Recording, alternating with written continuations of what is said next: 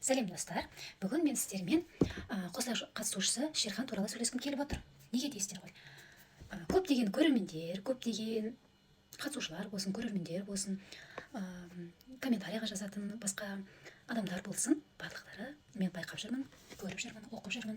Шерхан мен Нұрдәулетке екеуін қолдап, екеуін қорғап, ол екеуі де бақытты болуға лайықты деген сияқты пікірді көп айтып жатыр. Ең басында екеуі жобаға келген кезде барлығымыз түсінбей қалдық қой, енді барлығы неге келді, ажырасқаны кеше, анау мынау деп, сосын барлығы жан-жақтан айта бастады. Ойбай, олар да бақытты болуға лайықты деп. Бірақ шындыққа тіке қарайық. Олардың үйленгендеріне, ажырасқандарына 1 жыл болды ма, болған жоқ па, тіпті 1 жыл уақытта өтпеді ау деймін. Және де Шерханның баласы бар, кішкентай ұлы бар. Ақбота баланы мен ешқандай көруге запрет қойып жатқан жоқпын. Ол ажырасқаннан кейін бірақ рет балама келді, бір машина жіберді, туған күнде ойыншық машина болды деді. Болды, содан кейін келген жоқ дейді. Енді күні кеше сұрап жатыр ғой, неге бармадың, неге көрмесің? Мен өз-өзімді түсінбей жүрмін, мен өз-өзімде бірдеңе деп тіпті адам қалай айтсам екен, қалай түсіндірерін де өзі білмей отыр да, қалай түсіндірерін де білмей отыр, қалай айтсам екен, жауаптан қалай кетерін білмей, әйтеуір өйтіп кетті, жылап сықтап. Шындыққа тіке қарайық. Ол ер азамат болғасын, үйленді, ер азамат болғаннан кейін, отбасы болғаннан кейін, отбасын сақтап қалуға тырысу керек. Ақботаның мінезін білді, екеуі жүрді, Ақботаның мінезін қандай екенін де білді. Мысалға, мен ол екеуінің отбасынан бір әкетіп бара жатқан проблема көріп тұрған жоқпын. Былайша алып қараған кезде Ақбота пысық қыз, өте баласын жақсы көреді. Түсінген жоқпын. Өзі де өзіне қарайды, сондай енді. Мен әкетіп бара жатқан ешқандай проблема көрген жоқпын. Мүмкін мен түсінбедім, Шерханның не үшін ажырасып, жобаға қайтадан келді, неге түсінген жоқпын, неге жобаға қайтадан келіп отыр. Ажырасқаны кеше, неге жобаға қайтадан? Ол, білмеймін, семьясымен қосылуға кішкене тырыссын, 1 жыл болмасын, 2 жыл жүрсін, әйелінің артынан баласы жүрсін, 3 жыл жүрсін. Бірақ ажырасқаны кеше ғана жобаға қайтадан келіп отырып алғандар қаншалықты дұрыс? Неге сіздер барлықтарыңыз ойбай, олар бақытты болуға лайықты деп жан-жақтан бүйтіп соншама көзбояушылық жасайсыздар? Егер сіздердің бастарыңызда дәл сондай жағдай болса, мысалға, Шерхан сіздердің күйеу балаларыңыз дедік, мысалға. Сіздер дәл солай айтар ма едіңіздер? Ер азамат болғасын, жауапкершілікті мойынға алу керек. Ол үйленіп ажырасып кеткен жоқ, ортасында бала болмай ажырасып кетсе жарайды енді. Жарайды деуге болатын еді, бірақ баласы бар ғой. Жауапкершілік мойнында үлкен жауапкершілік жатыр оның. Ол бала, ер баласы бар. Өзі де айтты, мен де әкесіз өстім деп, енді неге сол отбасын сақтап қалуға тырысқан жоқ. Ажырасып кеткен әйел адамдарға, мысалға, неше түрлі сөздер айтады. Осы жалпы общество, халық, барлық адамдар ажырасып кеткен әйелді жерден алып жерге салады. Сен неге сөйтпедің, сен неге бүйтпедің? Нұрдәулет пен Шерхан келіп еді, барлықтар жан-жақтан қорқып шығып жатыр. Ойбай, олар да бақытты болуға лайықты деп. Шындыққа тіке қарайық. Бұл дұрыс деп ойлайсыздар ма негізі? Бұл жобаны көп адамдар көреді, қаншама миллион Қазақстан көреді. Соны көріп отырып, негізі бұл отбасы болуға насихаттайтын программа ғой, қосылайық деген. Сондай. Неге ажырасқан, күні кеше ғана ажырасып кеткен қатысушыларды қайтадан алып жобаға отырғызып қойды? Егер олар отбасы болуға шақырса, егер олар сол насихаттаса отбасы болуды, сіздер қалай ойлайсыздар негізі? Айтпақшы, тағы мынандай нәрселер бар ғой, соны да айта кетейін. Енді сторис саласын, жігермен жүрген салам, бүйтем салам, сөйтіп пабликтарға тарайды, фандар алады, пабликтарда неше түрлі қылып надписпен салып қояды құрсын. И комментариясын ашсаң болды, Шерханға ұқсамайды, шешесін алмай қалған, копия өзі ғой мынау. Мен сендерге күйеуге шыққан кезде, либо көтерген кезімде, туатын кезімде Шерханнан аумайтын бадин беремін деп бір гарантия берген адам құсатып ше, давлениемді көтересіңдер ғой. Уже сен сондай нәрселер менің нәжемде тұр да. Егер ол Шерханның баласы болмаса, неғып жылап отыр эфирда? Неғып жылап отыр? И постоянно мен айтайын, байдан қайтып келген ажырасқан қатынның артынан бір ден сау әңгіме жүрмейді. Анамен жабыстырып қояды, мынамен жүргізіп қояды, мынамен бүйткізіп қояды. Ол бала тақырыбына келсе өзім ұстай алмай қаламын. Өзім де білемін ғой, өзімде әкенің жоқтығы қандай болатындығын, әкенің орны қандай болатындығын барлығын білемін. И каждый раз әлеуметтік желіден шыққан сайын ол бала тура өзіме.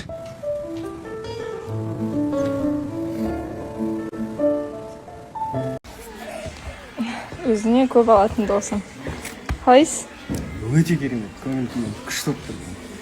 Короче, кеше бәрі маған жазып отыр екен, сен кеше эфирге келмедің ба деп ше.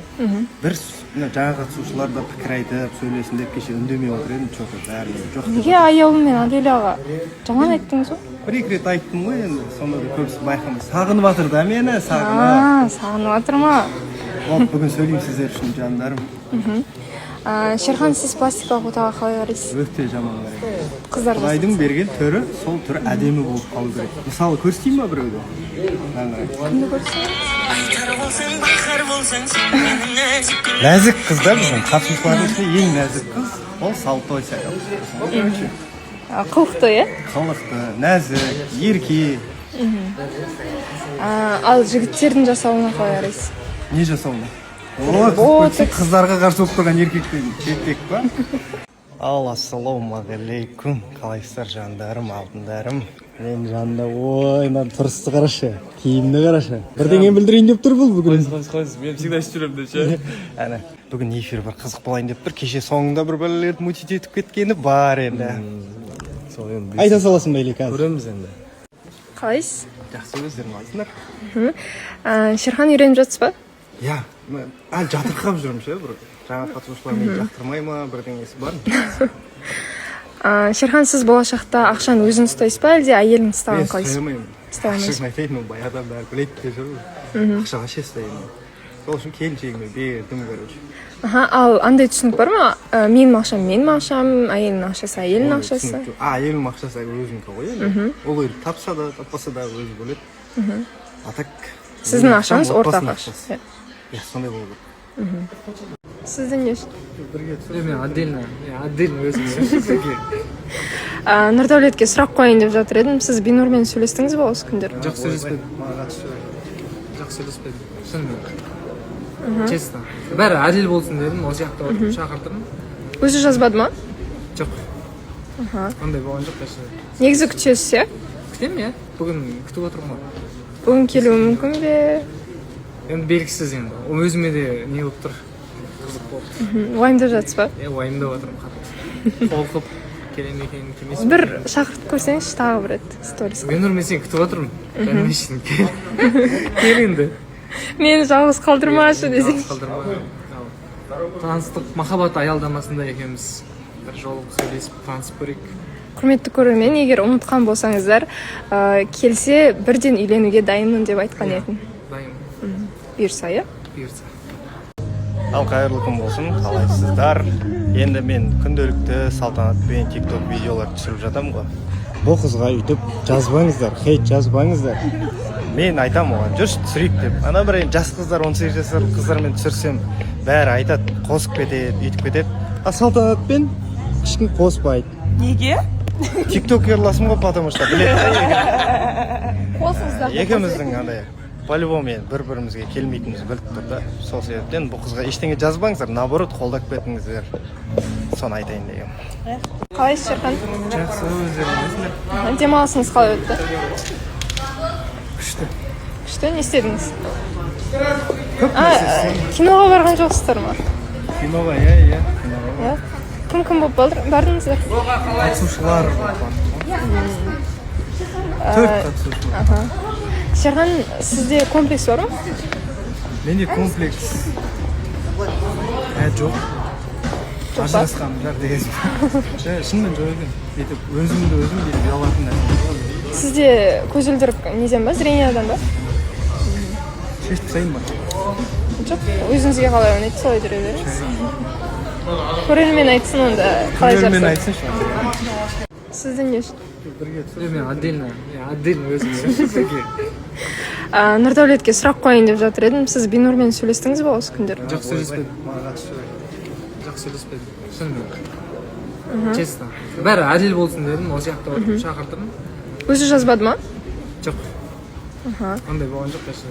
Негізі күтесіз, иә? Күтемін, иә. Бүгін күтіп отырмын ғой. Бүгін келуі мүмкін бе? Енді белгісіз енді. Ол өзіме де не болып тұр. Қызық болып. Уайымдап жатсыз ба? Уайымдап отырмын қатты. Толқып келем екен, келмесін. Бір шақыртып көрсеңіз тағы бір рет сторис. Мен сені күтіп отырмын. Конечно, кел енді.